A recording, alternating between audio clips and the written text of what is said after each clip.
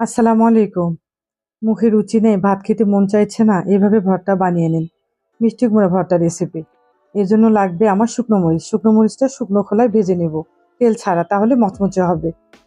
আর এখানে আগের থেকে মিষ্টি কুমড়া আমি পাতলা পাতলা করে কেটে নিয়েছি, সেদ্ধ হতে দেব। পানি দেওয়ার প্রয়োজন নাই, যথেষ্ট পানি উঠবে। একটু লবণ দিয়ে ঢেকে রাখবো।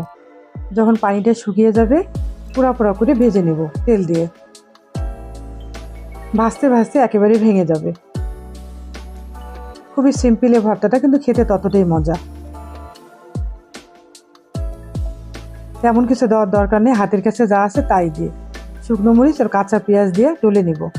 লবণ দিয়ে, লবণটা একটু দেখে দিতে হবে, যেহেতু আমি আগে লবণ দিয়েছি। আর সরিষার তেল অ্যাড করবো। ভালো করে মেখে নেব। আপনারা এইভাবে ট্রাই করতে পারেন। আবার দেখা হবে পরবর্তী কোনো ভিডিও নিয়ে।